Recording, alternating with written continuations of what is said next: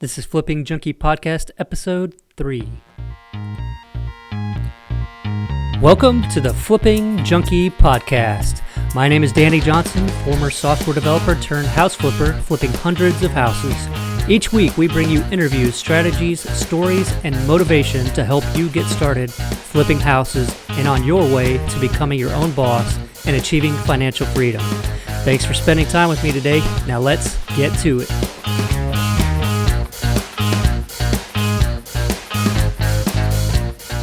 Today I've got a good friend of mine doing awesome things in San Antonio and Austin. He's completed over 150 rehabs and has been flipping houses since 2009. Now, Geremy's from Australia, and it's just amazing what he's been able to accomplish since he moved here. In today's episode, you're going to find out the exact mindset needed to succeed in this business, and you're going to learn how having that mindset had allowed Geremy to put his first house under contract with a 2-week closing without having any idea where he was going to get the money to close, and he still was able to make it happen. Geremy also shares the numbers on some of the deals he's done and even shares what he's willing to spend on marketing on average for each deal that he does. We also get a great laugh about his pronunciation of the show Pawn Stars, where he draws some great correlations between the two businesses. Now, Geremy's just an all-around awesome guy, so enjoy the show.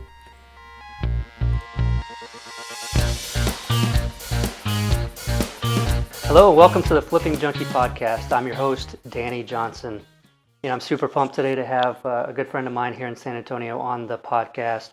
And it's not somebody that's been, around the circuit, talking a lot about flipping houses and, where a lot of people know about him. He's done really well in this business. In fact, he came to the U.S., not too long ago and started. And so even new to the country and new to the business and really has done very well. So I'm super glad that he's agreed to be on the show. His name is Geremy Heath. He's the owner and founder of Texas All Cash Home Buyers. And, Texas All Cash Home Buyers is a residential redevelopment company that turns around distressed properties for profit in San Antonio and Austin. He started the company in 2009, and he's successfully completed over 150 rehab. And so I'm super glad to have Geremy on. Hey, Geremy, thanks for being on the show. Hey, Danny, thanks for having me. I really appreciate it. Great. So I've got a ton of questions for you, mainly because I want to find out what you're doing that I can copy since we're in the same city here. I'm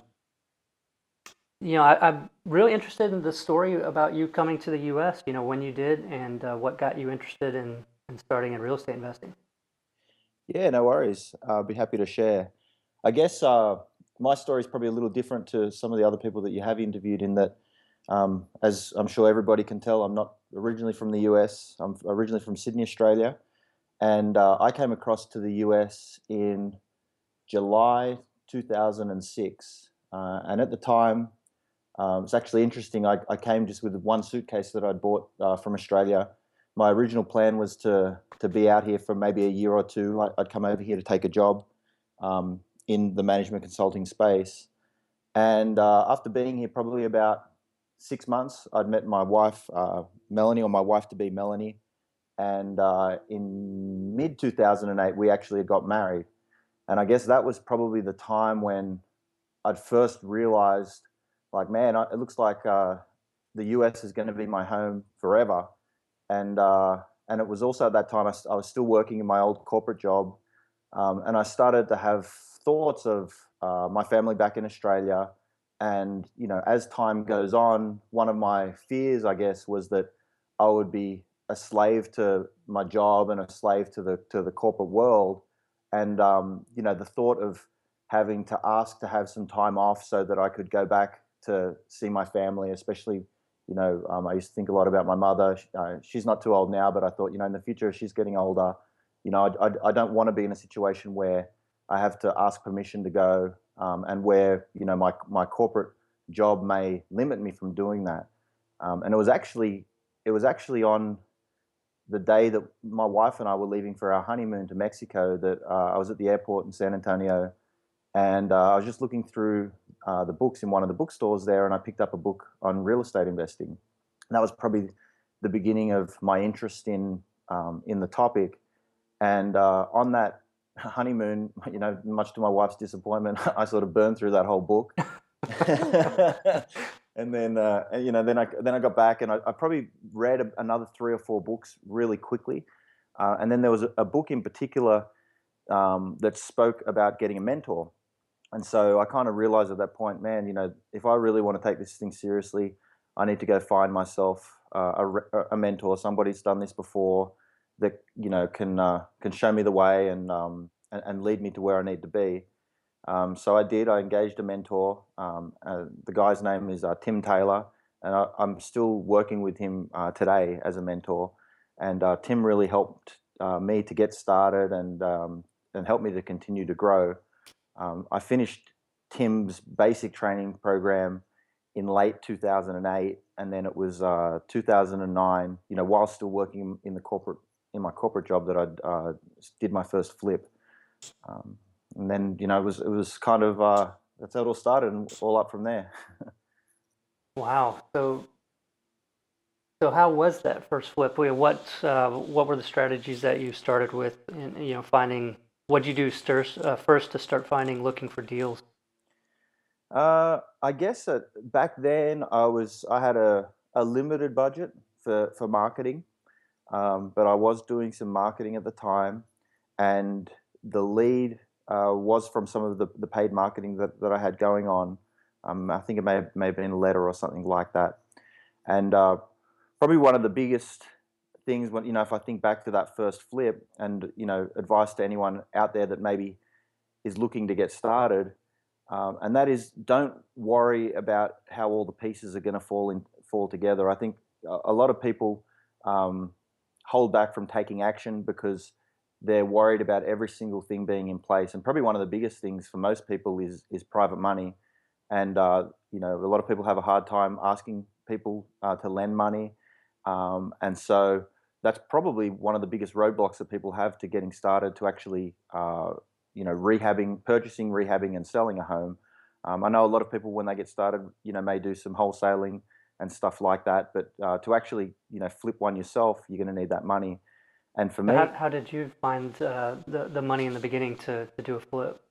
yeah, for me, I guess I knew it was an area I needed to shore up, but it didn't stop me from moving forward. And when I'd first got that house under contract, I think I had like a 14-day close on the property. And at that point, I didn't know how I was going to get the money. But as soon as I got that contract, I knew that I was going to do everything I could to find that money.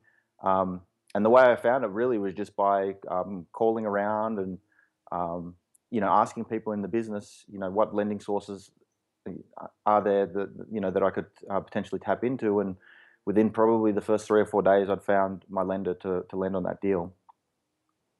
So I wanted to ask, so that brings up a lot of good points, and that just sort of confirms what you had just said too, as far as not being so worried about every single step. Obviously, you should, have some education, but not to the point where you feel like you have every single step that could possibly happen or come up be accounted for, because you never will. And you went out and got that house under contract with a 14-day close, and didn't even know where you were going to get the money for it, but you knew you'd be able to do something with the deal, right? Is why you still had the confidence to go ahead and put it under contract, correct? Yeah, that's correct. And probably like the biggest lesson that I've learned through this whole journey of real estate and building my business is that the most important thing is you have to expect the outcome that you're looking for. And it could be as simple as that first house that I started on, where I was just looking for a lender, or it could be growing the business to whatever size you want it to grow to. And for me, as I've grown over the years, I've always been really clear on the outcomes that I want to achieve. I've been big on visualizing that, and then within my subconscious, training myself to expect those outcomes to happen. And that's some of the training that I'd actually received from my mentor. And I guess it sounds very simple, but it is the magic formula. And for most people, it's not expecting to achieve the outcome that holds them back.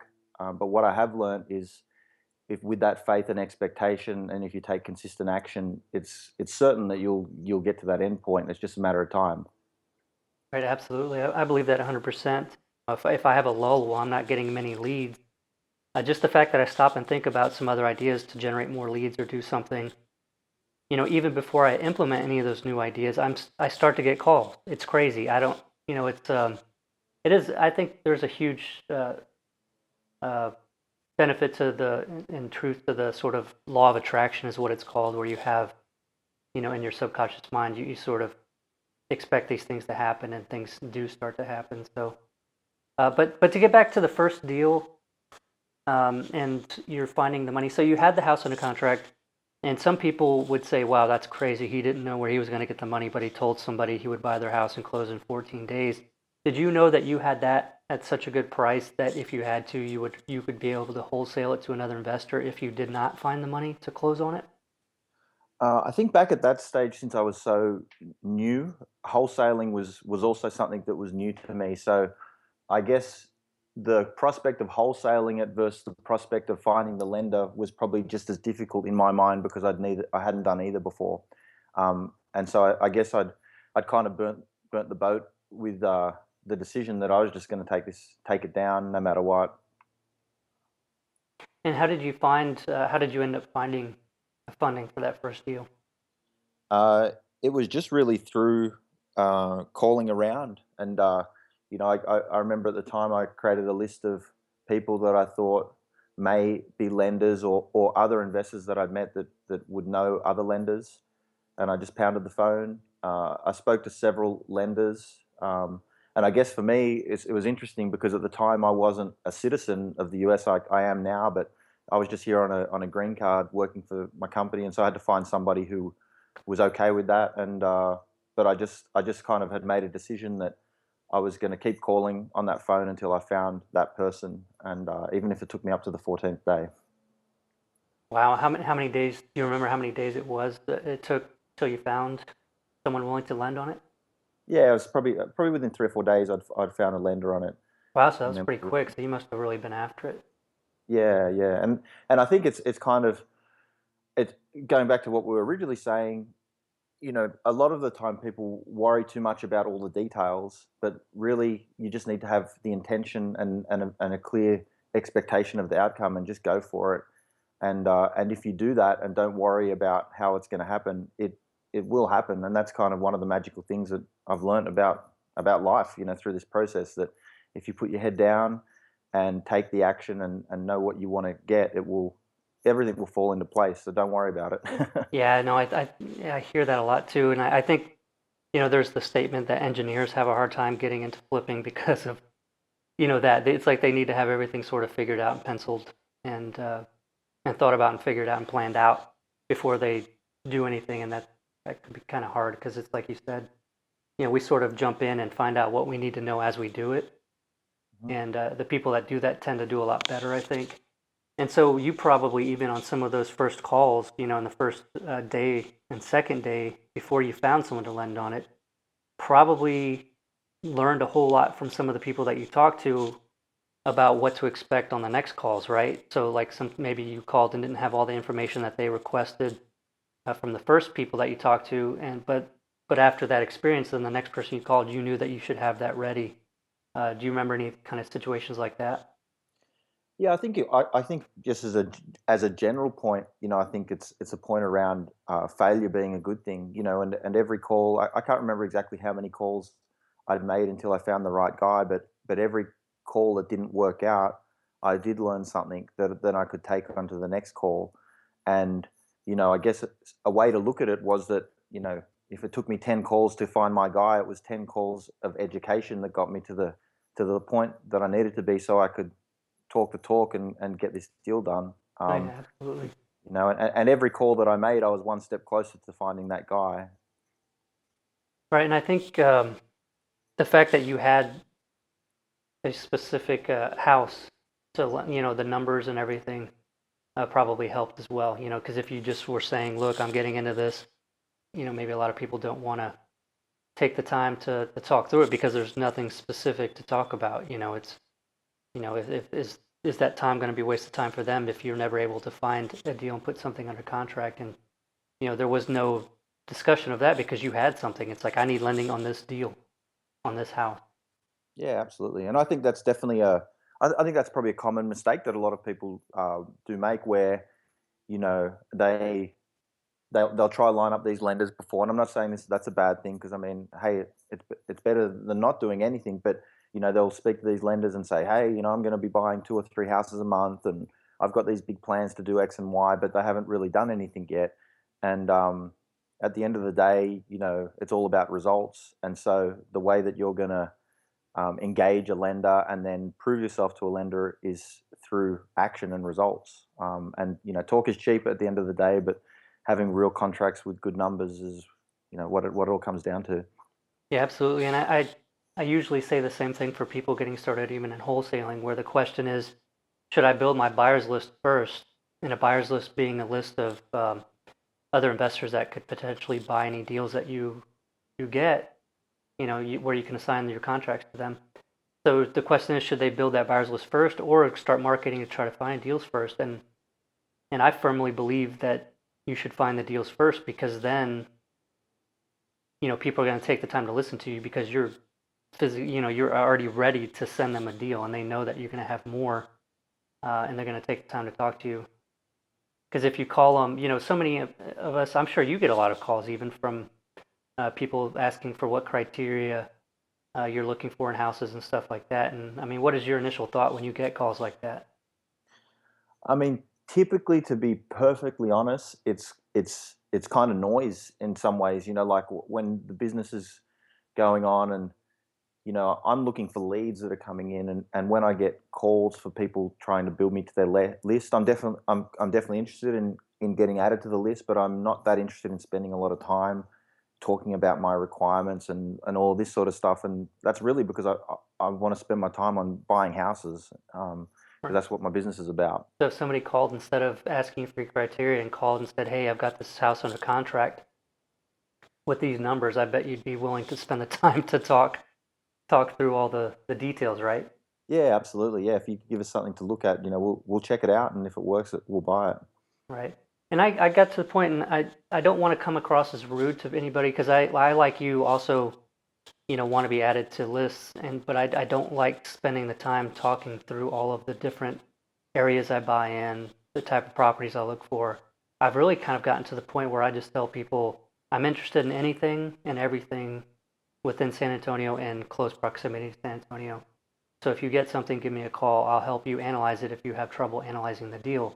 And I leave it at that. I don't want to go into all the 30-minute conversation, because 90% plus of the time I never hear back from the people anyway. Yeah, I agree 100%. And I guess one of my aha moments back in the beginning was, in the beginning, I did tend to focus on certain areas of the city, but as I got more experienced, I learned the simple. I guess I dumbed down what real estate was all about in my own mind, and what I realized was it's just about being able to secure a piece of property for less than what it's worth. And you could do that in the worst part of town or the best part of town, but as long as you're getting it for under market value, you have the potential to make a profit on it. And as soon as I realized that, I'd be picking up, I can remember a house I picked up on the east side for I think for 10 grand. That was probably one of my first low end wholesale deals. And I think I sold that to somebody for 15 and made 5 grand on it. But in my first probably year or a year and a half or even 2 years, I would have thought, oh, that's a war zone house. I don't deal with those. But once I realized everything has a value, and if you get it for undervalue, you can make a profit. It kind of simplified it, and also opened up the whole market to me. Right, absolutely. And so that's incredible piece of advice for a lot of people, because you're absolutely right. You can dumb it down to that simple of a thing, where as long as you buy it for less than what it's worth, you can hardly go wrong. I used to, the way I was always taught, my father always told me, if I called and I had questions about a certain property I just wasn't sure about, and I would say things like, I'm not even sure I want to make an offer, because it's just weird. It's got this weird addition that's got a cracked slab and all this kind of stuff. And he would always say, you went out there and you looked at it, you have to make an offer. Like, whether you want it or not, make an offer. And so that just means make an offer as low as it has to be for you to be okay with getting the deal. And so that opens up a whole lot of things. So most of those times when I would have just driven away, and it would have been a waste of time, I would have never got some of the deals that I got for crazy amounts because I would have never made those super lowball offers because I didn't want the deal in the first place. And when you're negotiating, the person that's in the position uh, that's more willing to walk away is always in the better negotiating position. Yeah, there's no doubt about that. And probably a good analogy that I'd have to that is, and excuse my accent because this may sound, I may pronounce this incorrectly, but the TV show Porn Stars Mm, on the History Channel, just to right. clarify. um, but that show, where they own the pawn shop, and it's just about buying and selling items that are bought into the shop. And you'll see, and actually in the beginning, I learned a lot from watching that show, in just seeing number one, how everything has a value, and their business was about getting things for undervalue and then reselling it. And so it's no different for us in real estate. And number two, I learned a lot from seeing, especially Rick, the owner, just seeing the way that he would negotiate and deal with people, and his certainty when in those interactions. He would always have a price that he knew was the most he could pay for it in order for him to make a profit. And he, if he couldn't get it for that price, he would move on. And for us, it's exactly the same in real estate. Yeah, absolutely. Yeah, there's a lot to be learned from watching those interactions on there because that is pretty much exactly the way it is for us when we make offers directly to sellers. That's a great point. Um, the other part of that I also wanted to mention, if you look at things in that way, where you're just looking at the fact that there's a right price for any property, is that there's so many people out there wanting to learn all the different creative strategies for buying properties. So they look at it in a way that, I can't make this deal work on a normal flip because it doesn't fit the numbers. What can I do to make this work in another way? And that really has always bothered me because I felt like people were willing to pay more than they should for a property, just in trying to find a way to justify that in their mind when they really shouldn't. I like to have all kinds of options for. So if you always buy a property at, something where you could, fix and flip it or wholesale it, then you can do all those other things to it as well because you got it so cheap. But if you bought it to where the only thing you can do is X, Y, and Z, well, if that doesn't work out, what are you going to do? You know? Yeah, and I would agree with that for sure, because I think if you're breaking your formula to get the deal, then you're probably missing out on a lot of, you're probably overpaying for houses that you may have got at the cheaper price and you don't even realize it. Because, as you know, a lot of the time when you put your offer out there, it may not be accepted on the first time, and it may be accepted in the follow-up. But if you kind of bend your rules to try get it, you've then offered them something more, and maybe 2 weeks later they would have taken that original offer that was lower. Oh, yeah, absolutely. Yeah, follow up is huge. I don't know how many times I drove away from a negotiation wanting to turn the car around and go back and offer more to try to make the deal work because we were so close, And before, back in the day when my wife Melissa always was with me, she'd always be telling me, no, no, don't. Just go on, call them tomorrow, or wait till they call you. And almost every time they would call me, and accept the price that I'd offered. Had I turned around and gone back, I would have given up an extra $5,000 or something. Yeah, so it's crazy. It's kind of hard to do that sometimes when you're so close, but you do just have to walk away sometimes.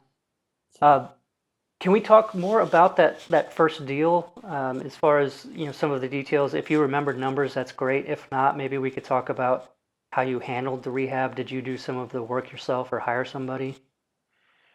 Yeah, thinking back, the numbers on the deal was I got it for 47,000, and my rehab estimate on it was 16,000, and I think I had an ARV of 100 or 105,000 on it. Wow. So yeah, so that was the first deal, and this is from memory from 5 years ago. There's been a lot of deals since, but it's funny how you remember the first one. Yeah.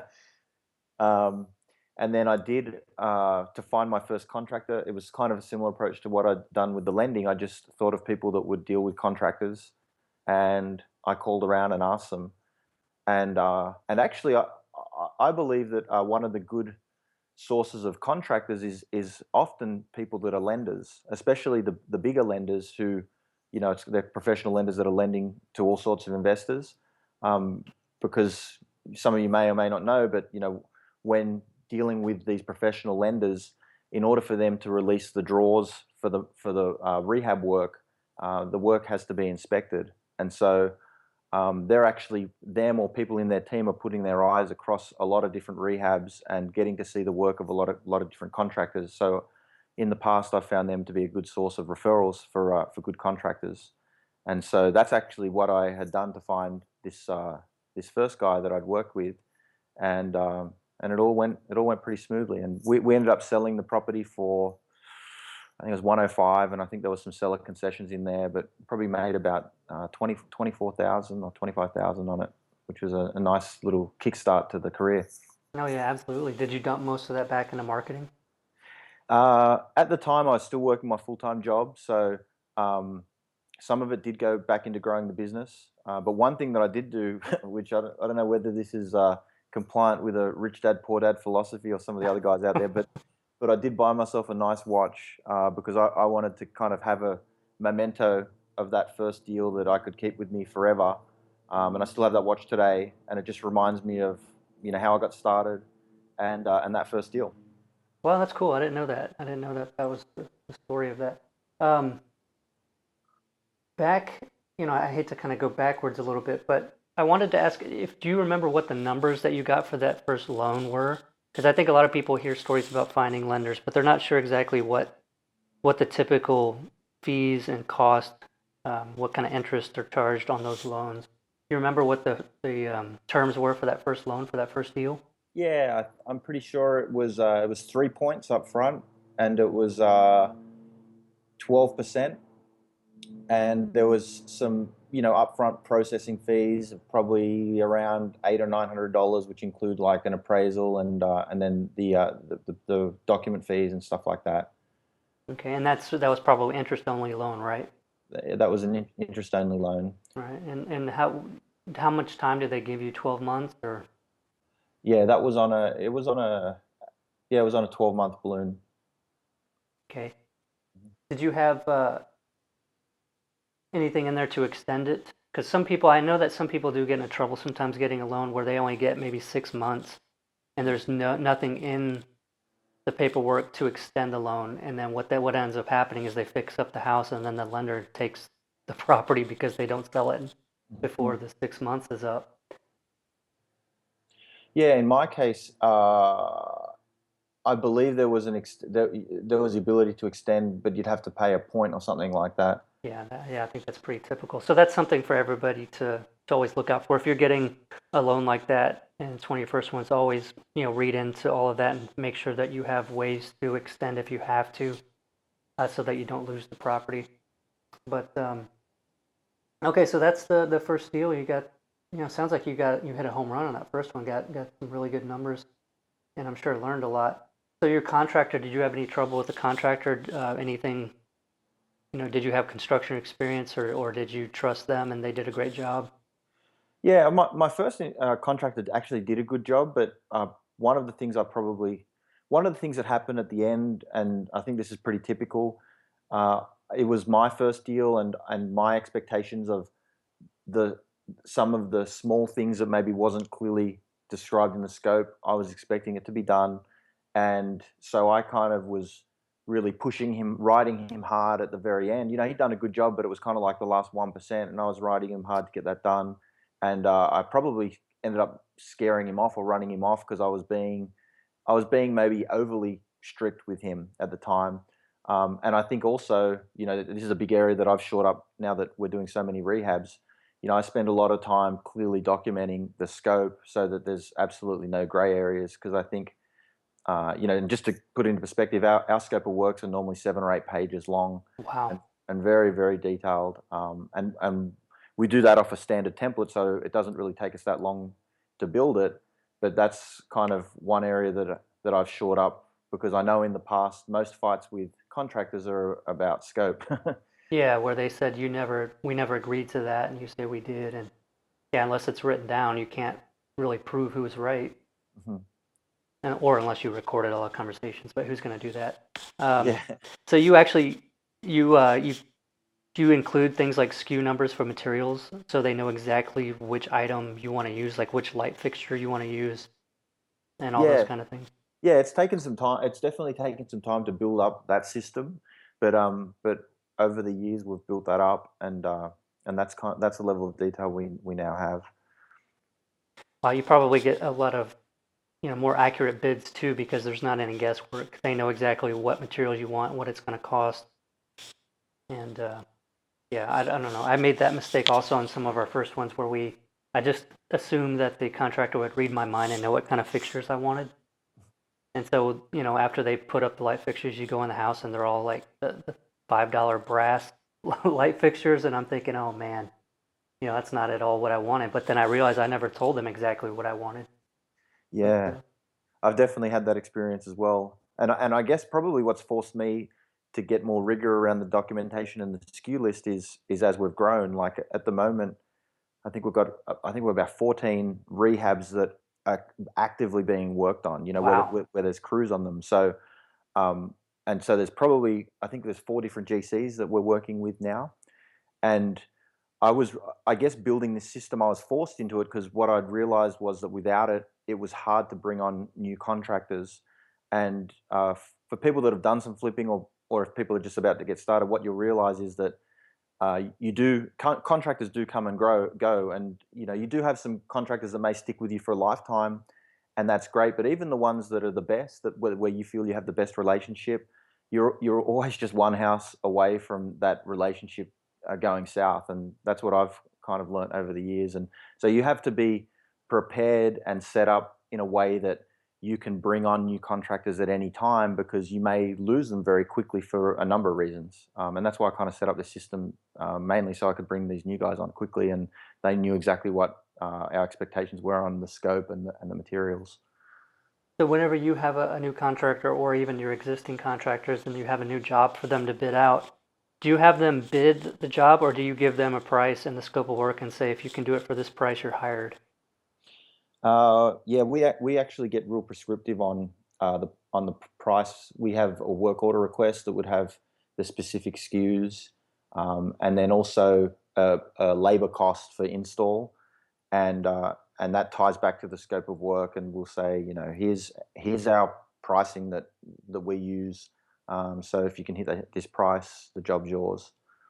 Yeah, that's good because then it doesn't, you don't deal with all the negotiations. Basically, I know this will work for me. If it works for you, great, and it saves you some hassle. Um, yeah, that's great. The the problems that you've had with contractors, where like you said, it could happen where it just kind of goes south within one job. What are the typical problems that you've had where something has gone south on one job to where you decided to stop using a contractor?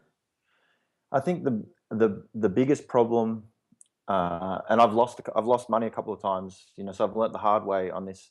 And the biggest problem is controlling the flow of money. And so the times when I've got caught out on that has been when I've been growing quickly and I've had a lot of houses come on. And the biggest lesson that I've learned out of that is even with your best contractor that you have the best relationship with, may even be a personal relationship where you guys are friends.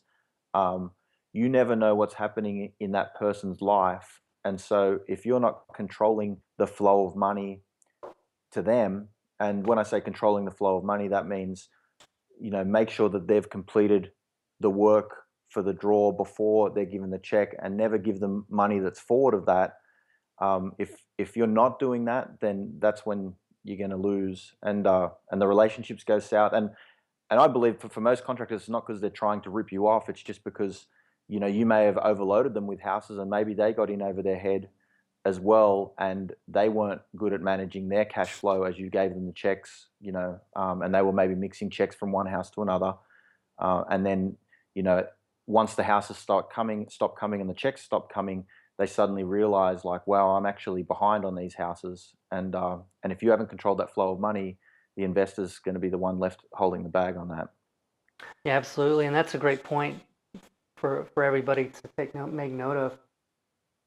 I know some new investors that they'll give a little bit too much upfront on that first job, but if you are smart about it and you really make sure that the amount of work they've done is, the work's done before you're getting paid, and you handle things that way, But the problem, like you said, is after you do several jobs with somebody and you start to let your guard down and when they're starting to fall behind and then you pay them too much and it almost never gets better. It just gets worse and worse. And that's exactly how I lost $2,000 on one rehab where I gave the contractor the money, even though I knew the work wasn't done yet, just to help him out. But then he never showed back up ever again. And he had already done 4 or 5 or 6 rehabs for me. So I haven't made that mistake again since then. But Yeah. Yeah, and I think that the challenge of it is, and I'm sure this is what happened in your situation. The human nature is that you feel sorry for them. Like you feel like you've built a relationship with these guys, and you want to trust them, and you can see that they're struggling to get the job done because they've run out of money. So the good side of you feels like, man, I'll just give them this check, and I know that they'll get it through. But when it's starting to get to that point, the alarm bell should start ringing that you got a potential issue here that with this guy being able to finish. right, and it's exactly like you said. It's not that they're intentionally most of the time wanting to rip you off. It's just that they got into a bind, and you gave them the money, and that helped them in the bind immediately. But then I'm sure they realized that I'm still going to be in a bind, or I'm still going to get further into it if I stay. So I have to go and do some work somewhere else or something. And I think that's what happens. But okay, so the handling rehab. Okay, a lot of great stuff with dealing with contractors getting rehabs done. What do you do to sell the properties? Do you guys sell them yourselves, or you have a realtor that you use? Yeah, my wife Melanie is a realtor. She operates under her own brokerage, which is MCH Realty, and so she's responsible for listing and selling all of our properties. And I guess what I've found is that at the end of the day, the MLS is the place to sell your property. I know there's other marketing that you could do to try and find buyers, but when you're selling to retail, bank qualified buyers, the MLS is where the houses will get sold. Yeah, absolutely. Did you guys do that from the beginning? At the beginning, on that first house, I actually had a realtor that we were working with that we had known previously, and probably after about the third or fourth house, my wife had got her realtor's license and started listing our properties. And the main reason for that is there was two reasons. One is obviously to save on the commission because nobody wants to pay a 3% commission or even a 1% commission. Some people may be able to get a good deal with a realtor with a 1% listing, but we didn't really want to give that money up. And then the second reason, which is more important, I think, is to cut out the middleman in the negotiations. And so one thing in the early days that I used to find frustrating was I'd have a realtor that was kind of in between me and the buyer. And so you never knew if what you were asking them to communicate was being communicated. But when it's your wife, you're kind of pretty close to them, so you know what's going on. Yeah, absolutely. And sometimes the communicating, it's how it's worded too. So you could tell them in a certain way, but then they word it completely different, and it can be taken a completely different way. And that's problems that we've had in the past too, where we've said something and it just came across differently, especially when you're kind of negotiating back and forth with the buyer on repairs to do after an inspection. Where you have to handle that in a certain way and be delicate about it so that you don't get people, mad or, changing their minds about buying a house. Yeah, absolutely. That kind of final part of the project is often one of the most frustrating and also the most fragile. And I guess what I've learned is that people always get stressed out at that stage. And so you kind of have to learn not to get stressed out over the little things. For example, you may have a list of 10 amendment repairs that you have to get complete, and the buyer goes there and two aren't done and they flip out like it's the end of the world. But really, it's just a matter of understanding what they're concerned about and getting out there and fixing it. And I think always having a service orientated mentality to them that they're your customers and you want to do whatever you need to do to make them happy, even if it costs you a little bit of extra money at the end. You don't want to sort of fight over the dollars and cents. You want to look at the big picture. Yeah, absolutely. I guess that could be the hard thing with a lot of investors where, to us, it's sort of our product, like and we're doing a lot of them, so it doesn't mean the same thing to us. It's a house, but it's not a home to us. And these people are typically getting 30-year loans, so they're responsible for, paying for the house for 30 years. And so making sure that they're happy, after making such a huge commitment is paramount. Absolutely. How are you finding deals right now? I know there's a lot of competition in San Antonio and Austin. How are you finding deals right now? Yeah, I think I've always found that at the end of the day, you have to be willing to spend some money on marketing, and it could be online, it could be letters, it could be newspaper, it could be radio, it could. What I found is it doesn't matter. I believe it doesn't matter so much what the medium is, but it's more that you're doing it. And sometimes, like a lot of people will overanalyze, like cost per lead and things like that, and they don't do anything. And you just got to spend money to make money, and so that's kind of the number one rule. And then the second thing that me and my team are big on is relationships. So connecting with other wholesalers, or other sources of people that may come across houses, and just having that network of people that could bring you deals that may work. Yeah, it's a good point because that is a good source of deals for a lot of people. Um, is there a certain marketing though that you prefer, that you like, and you feel like you get better deals from? Uh, I personally, I've found that it's it's pretty consistent. I guess what I've always found is, even when I try something new, I generally get a house out of it, and so I've just the way I kind of look at it is, um, my goal is to spend no more than 1,000 a house on marketing. And I know some people might say you could get houses for 500 in marketing, but for me, if I'm spending 1,000 per house, so if I spent 5,000 in a month and I got 5 deals, that would be a good month. And I find that using a variety of marketing channels is a good way to do it, because sometimes one channel may not be performing, but then another one kind of picks up, and that's a way that you smooth out the leads that you're getting. Yeah, and that's an awesome point to make. Some people don't realize how much it costs overall on average to bring down a deal, and especially in the beginning because it's actually higher because you're not as experienced and won't close as many as you will once you get some experience. $1,000, that's a good number, and I think that's pretty accurate.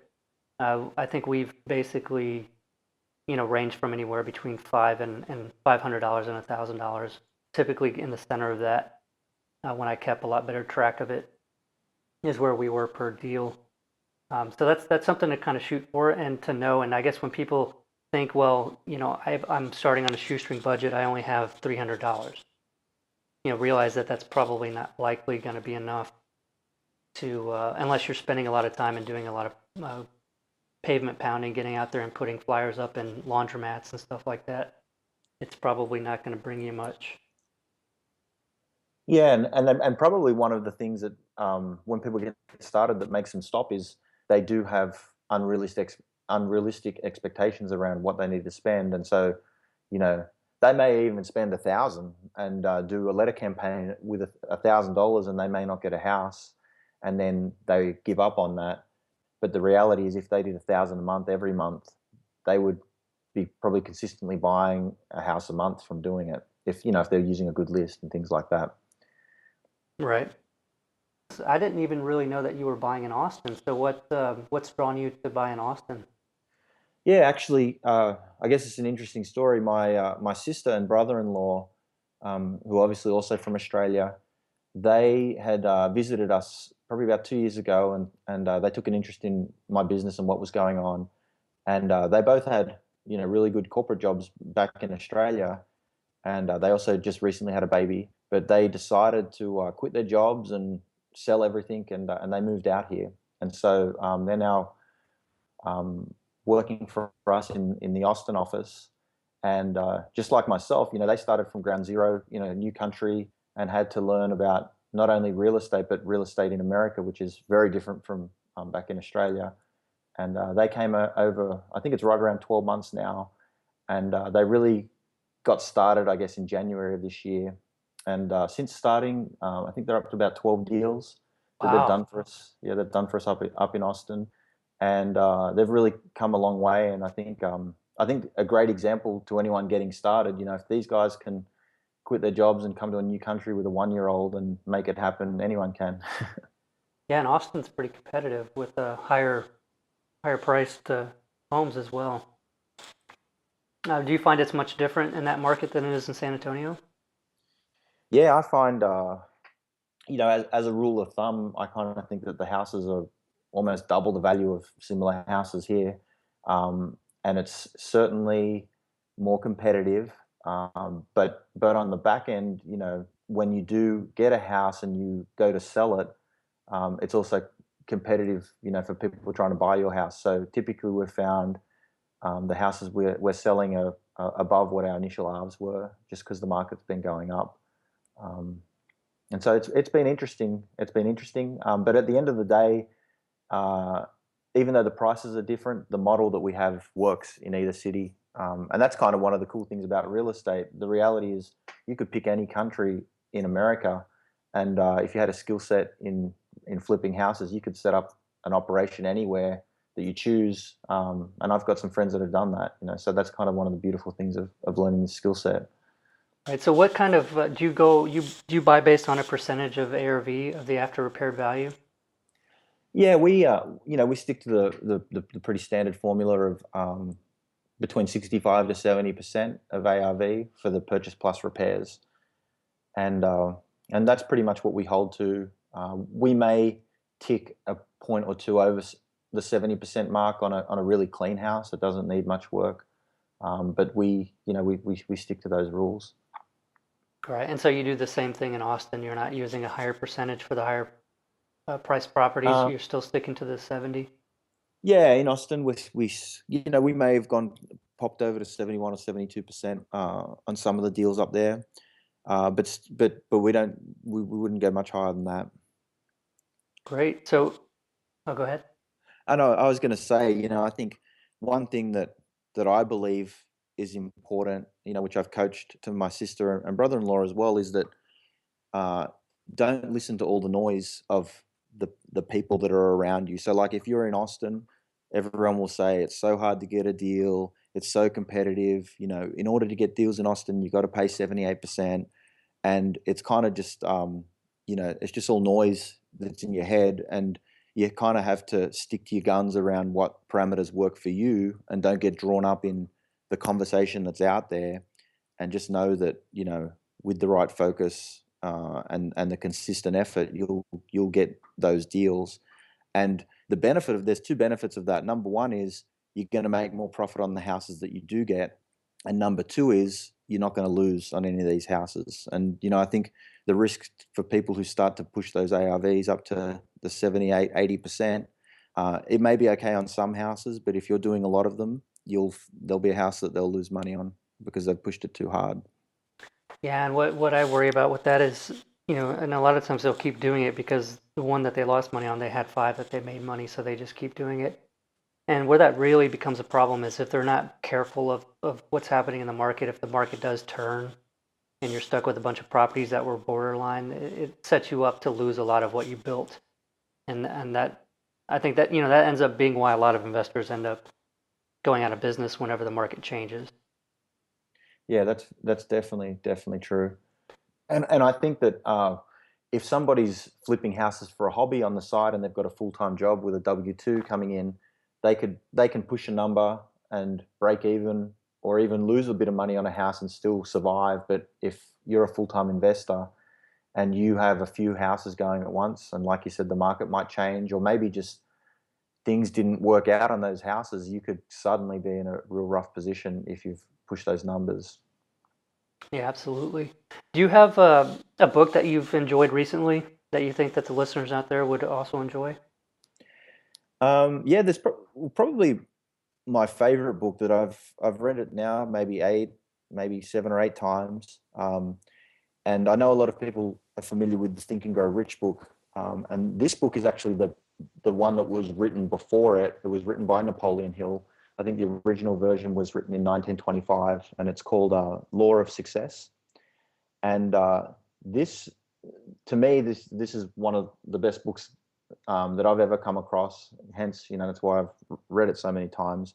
But it talks about the 15 laws for you to follow in order to bring success into your life. And if you read Think and Grow Rich, you'll see a lot of the ideas in that book came from this initial book. But the initial book was really based on, I think, like 25 or 30 years of work that Napoleon Hill had done with successful people of the time, and he had kind of grouped 15 main things that was consistent across the group of successful people. And it's a real interesting book, and it has stood the test of time. It's almost 100 years old, and it's still very relevant today. Yeah, awesome. And we'll include we'll have a link for that book too as well, and as part of the show notes, so everybody could find that, and then also information about what we've talked about here on the show. Is there any way for the listeners out there to find you? Do you have a website or anything you want to share? Yeah, the best way to get a hold of me would be to go to our company website, which is texasallcash.com. And I know because of my Australian accent, people have thought I'm saying texasoilcash.com. But it's not oil cash, although I did buy that domain because people were going there. Yeah, that's a good idea. And it redirects you, but it is texasallcash.com. All right, great. And we'll include links and things, like I said, on the show notes. And for this episode, you can find the show notes at flippingjunkie.com/podcast/Geremy Heath. And Geremy starts with a G instead of a J. So it's Geremy, Geremy, and then Heath, Heath. That's correct, right? Yeah, that's correct. All And right. and also my email address, if anyone wants to shoot me an email, is my name, Geremy@texasallcash.com. And Texas is spelled out? Sorry? Texas is spelled out instead of just Yeah, TX, it's TEXAS? Yeah, that's correct. All right. Well, thanks a lot, Geremy, for being on the show. I know I got a lot out of it, and I'm sure the listeners did as well. I really appreciate you taking the time to share with us. Yeah, no worries. Thanks for having me. All right, well, have a great day. Cool. Thank you so much for listening to the Flipping Junkie podcast. I've got a lot of awesome interviews with some amazing guests lined up, and I can't wait for you to hear them. So be sure to subscribe to the podcast right now and visit the blog at FlippingJunkie.com for more awesome house flipping education. All right, it's time to get out there and flip some houses. I'll see you next time.